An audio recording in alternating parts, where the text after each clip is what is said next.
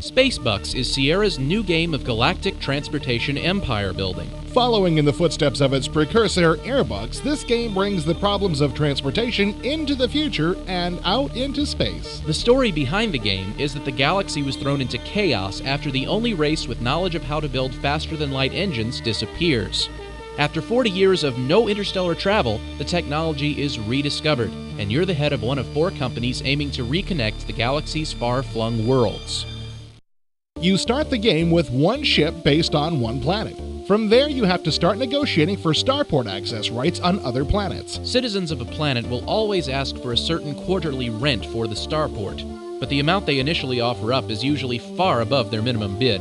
They also may ask that you deliver a certain type of good to the planet each year. According to the manual, they want a specific number of units, but nowhere in the negotiation screen is this indicated. They may also require a special industrial or entertainment facility, especially on the more advanced planets. These things are non-negotiable, and failure to provide them after you've won the contract can cause the planet to kick you out. While your company is formed around one particular race, your business empire is not tied to that race. You can negotiate with and build your routes on any race's planets. Unfortunately, racial tensions still exist in the future and purportedly play a role during negotiations. This may be true, but I've yet to see it overtly represented in the game. If it's there, it's well hidden. Exactly. When you're competing with another company for a particular planet, you can lose, but you're never told why. Was it based on your company's racial affiliations, its safety record, or were you just plain outbid? Once you've gotten access to more than one starport, you start setting up your routes. While this is a key part of the game, the mechanics of route management are awkward. You can't easily modify an existing route and usually have to build it all over again. This wouldn't be such a problem if it weren't for the fact that cargo management is intertwined with route management. To maximize your profits, you'll want to change the cargo loadout of a ship for each leg of its route. When you modify a route, it's easy to mess up these loadouts, and if you have to rebuild a route, you have to go back and redo all that route's loadouts. Another flaw is the fact that there seems to be no way to force the transshipment of goods. If you want to get chemicals from A to C, but B also wants chemicals, well, too bad. You'll have to wait for an engine with the range to get your ship directly from C to A. Once you've got the ports and routes skeleton, you'll need the muscle of ships to move the goods.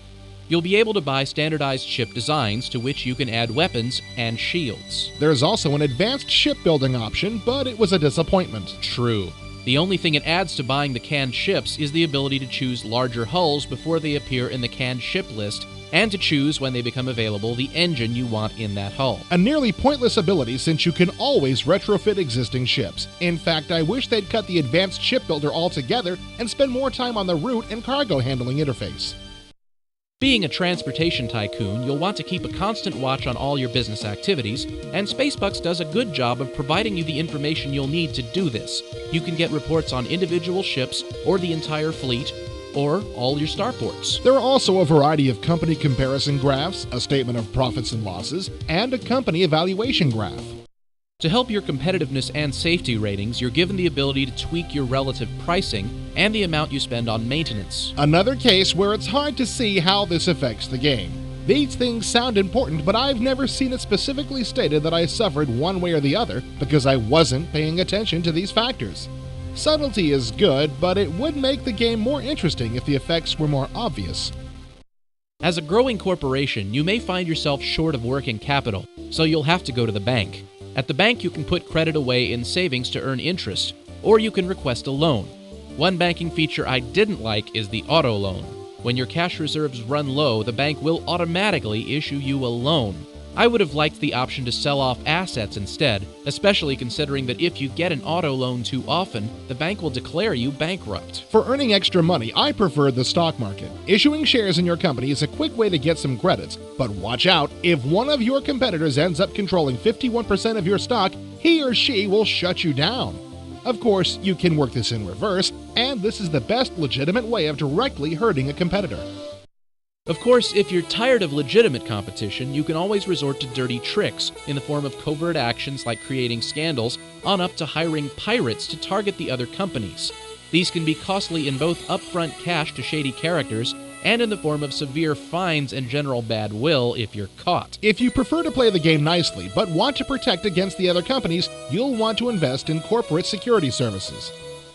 A variety of random events will keep you on your toes. These can be both positive events, which of course are pretty rare, or negative ones, which are all too common. You may win a poll for safety ratings, get sued, have ships malfunction, or get notified that a new technology has burst onto the galactic scene.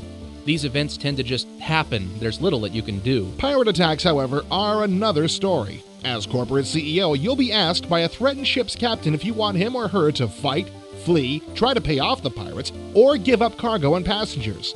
Also, wars may crop up around the galaxy, and it'll be up to you to decide to keep sending ships into a war zone.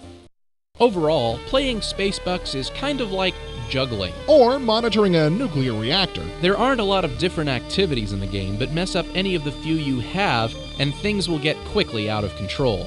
Sure, adding more planets, routes, and ships gives you more to do, but that's just like juggling more balls. Or having more dials to watch. And it can get tedious after a while.